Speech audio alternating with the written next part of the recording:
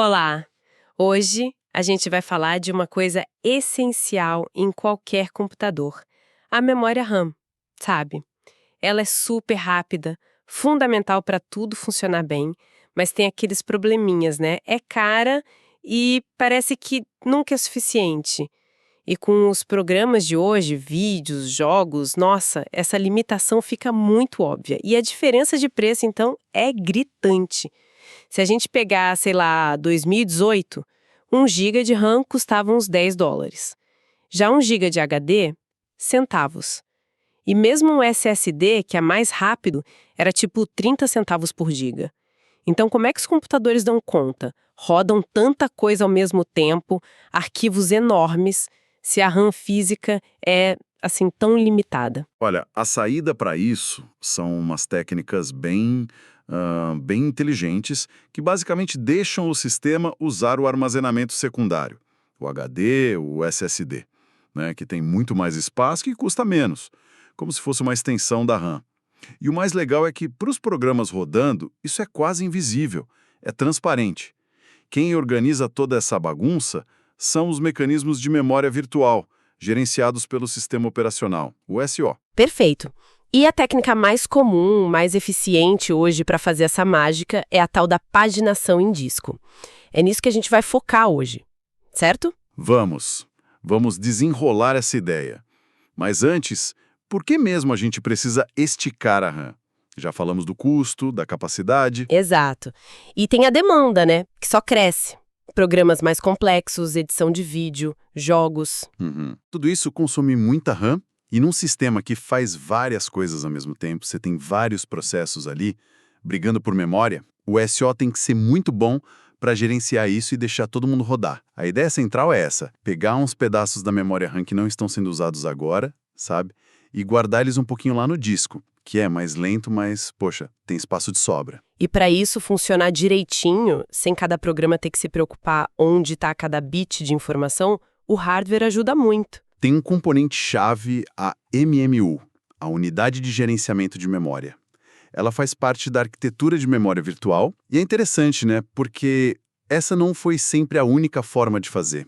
Antigamente tinha umas outras técnicas. Ah, é? Tipo o quê? Tinha os overlays, por exemplo. Era uma coisa, nossa. O próprio programador tinha que dividir o programa manualmente, em pedaços que pudessem usar a mesma área de memória, mas em momentos diferentes. Nossa! Manualmente. Que complicado, que bom que não é mais assim. Pois é. Dava um trabalho enorme para o desenvolvedor, muito fácil de errar. Hoje é bem raro ver isso. Tinha também o swapping. Swapping. Isso. A ideia era diferente. Movia o processo inteiro que estava lá parado, ocioso, da RAM pro disco, swap out, né? E depois trazia de volta, swap in. Ah, o processo todo. O processo inteiro. Liberava bastante memória, é claro, mas imagina mover um programa gigante para lá e para cá. Era pesado, pouco flexível. Entendi. E aí veio a paginação. Exatamente. Aí chegamos na paginação, ou paging, que é a técnica que domina hoje. Em vez de mover o processo todo, a gente move unidades bem menores, as páginas. Se uma página não está sendo usada, o SO pode mandar ela para o disco, page out. E se o processo precisar dela de novo, aí tem um jeito de trazer de volta, page in. É muito mais, assim, granular, sabe? Mais eficiente. Faz sentido. Quebrar em pedaços menores. Então, a ideia central da paginação em disco é essa.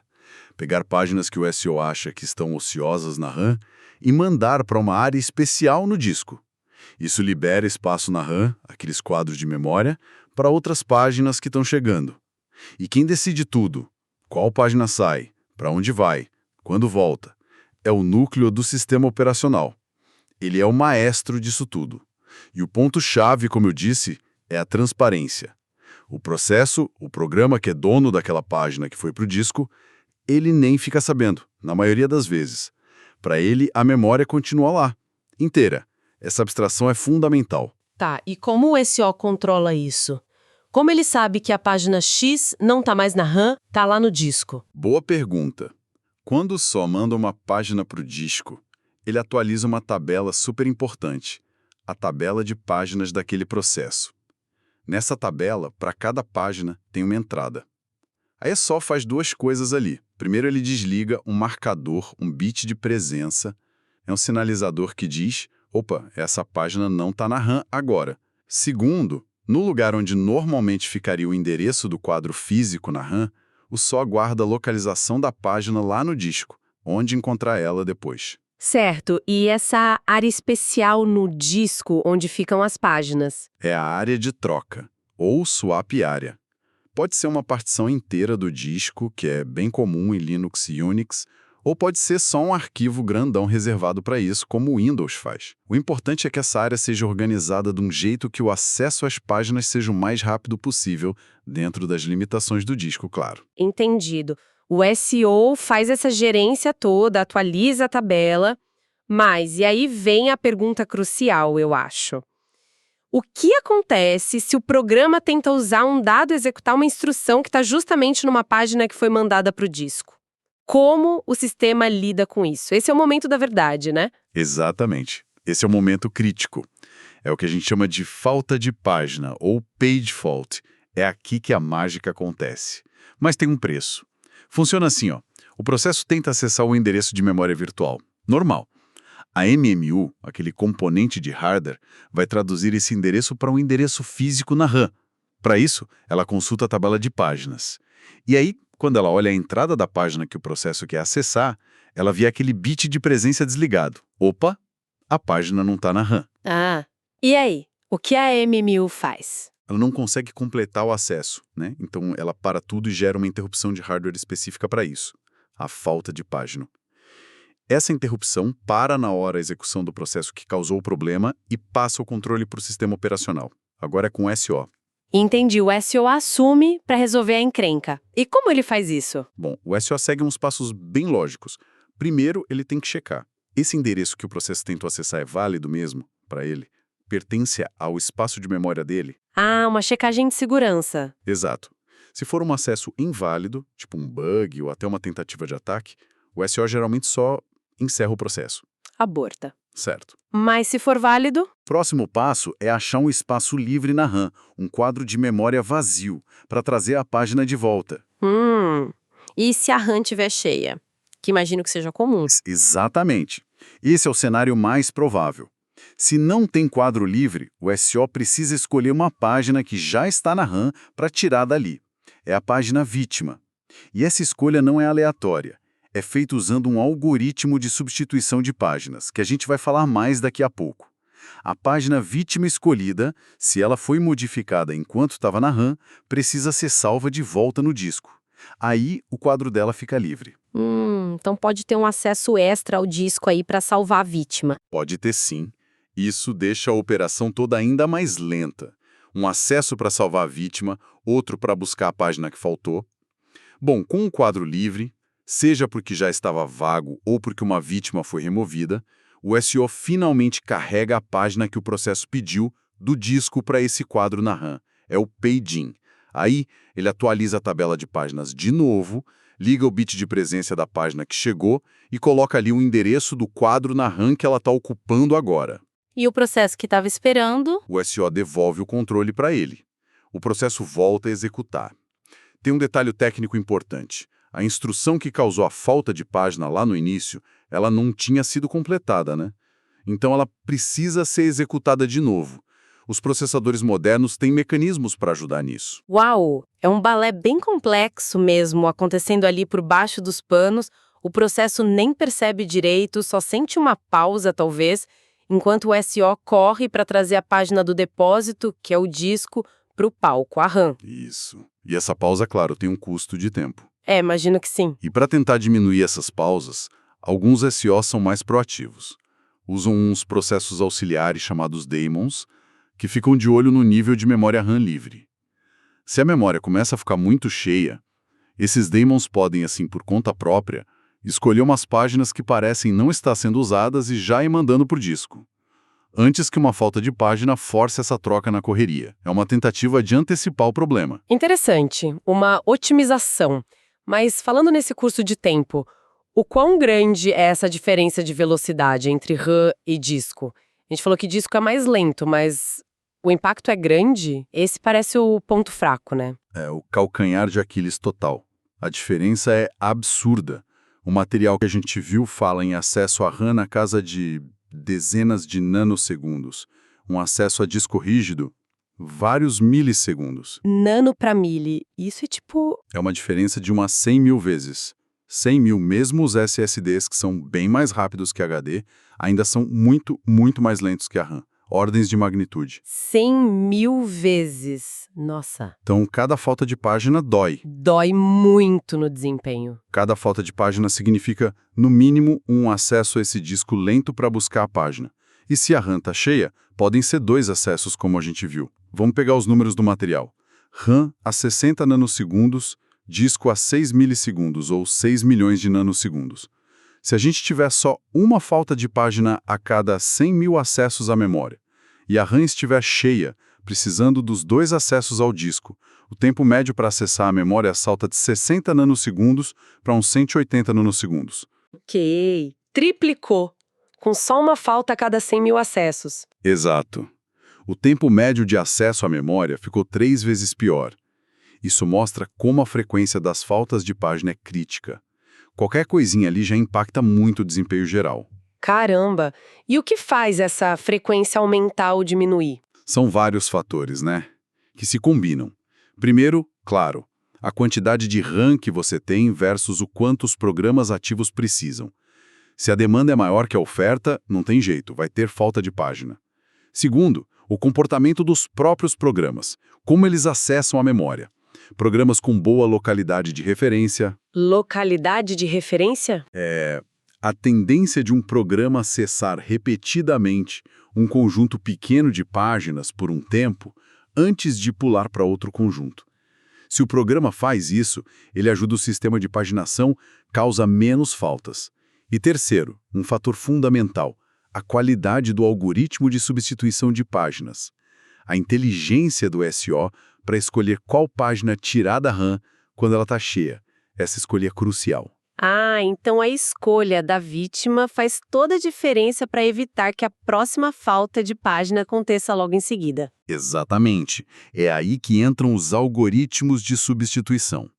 O objetivo deles é escolher uma vítima que minimize a chance de precisar dela de novo num futuro próximo. É quase uma tentativa de prever o futuro, olhando para o passado recente. O SO pode olhar várias coisas para decidir. Há quanto tempo a página está ali parada na RAM? Quando foi a última vez que alguém usou ela? Ela foi modificada? Porque se foi, tem que salvar no disco, dá mais trabalho. Qual a prioridade do processo que é dono dela? Enfim, são vários critérios. E como a gente sabe qual algoritmo é melhor?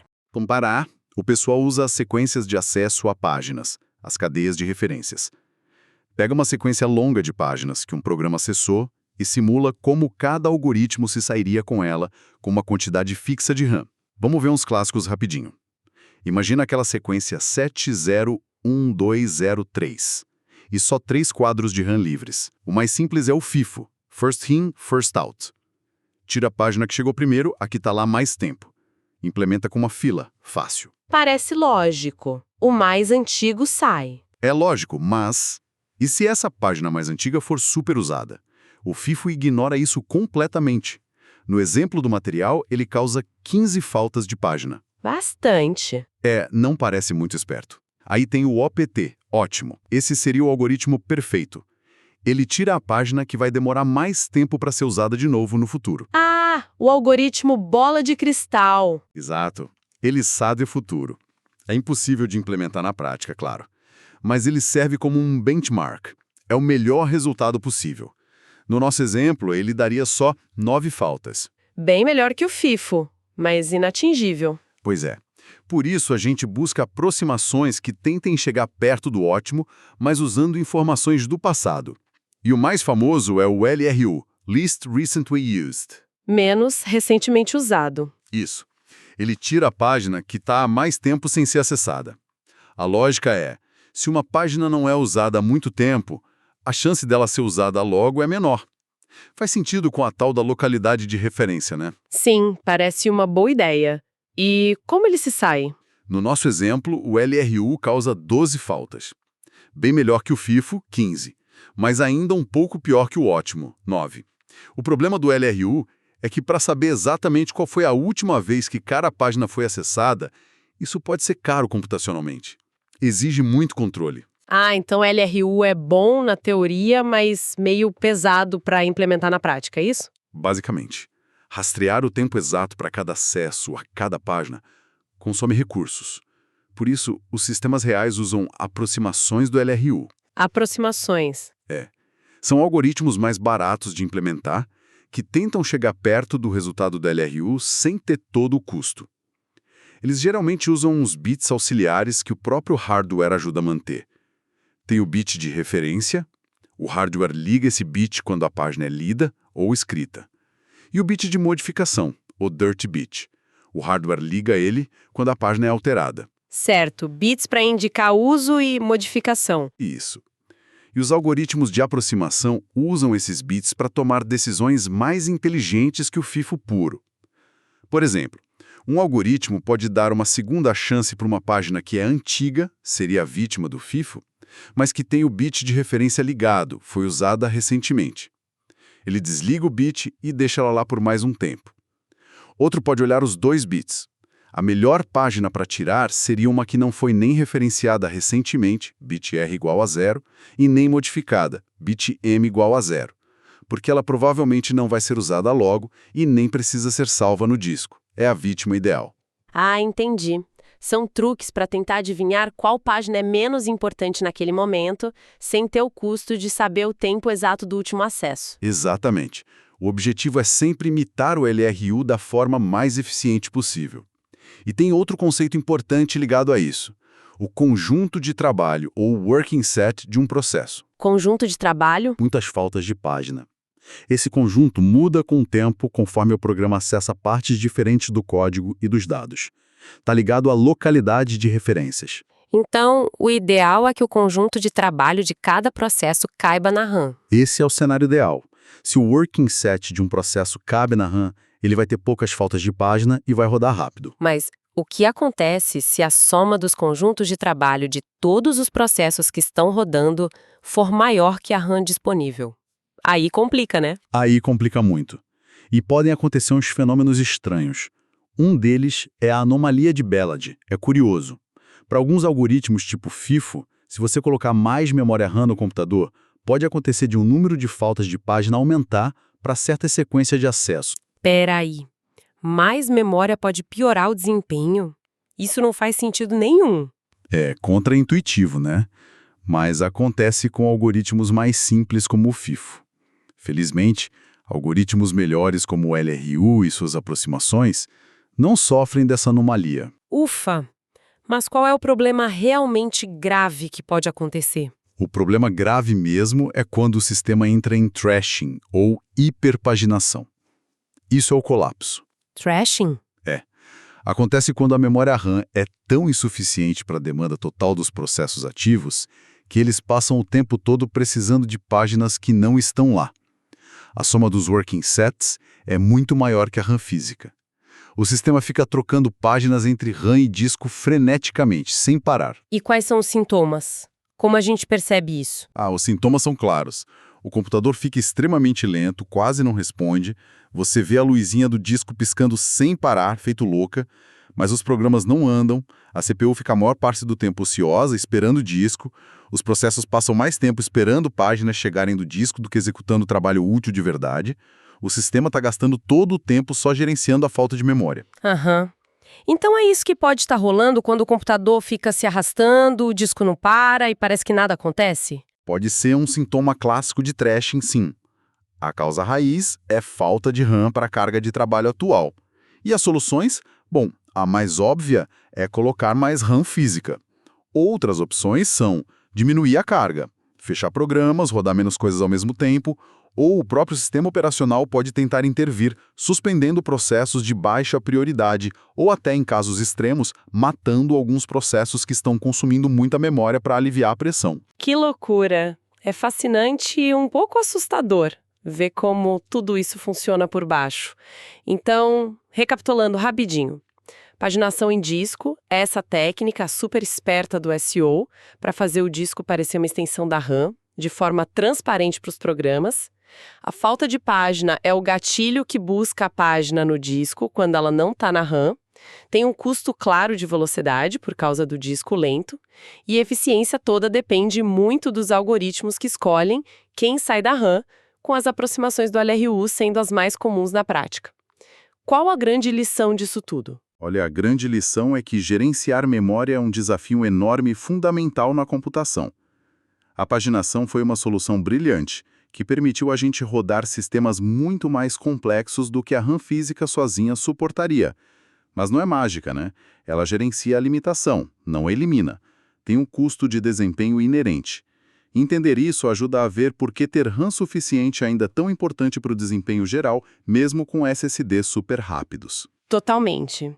E pensando no futuro, com os SSDs ficando cada vez mais rápidos, quase encostando na velocidade da RAM em algumas coisas, em novas memórias surgindo, tipo memória persistente, será que essa paginação em disco, como a gente conhece, um dia fica obsoleta?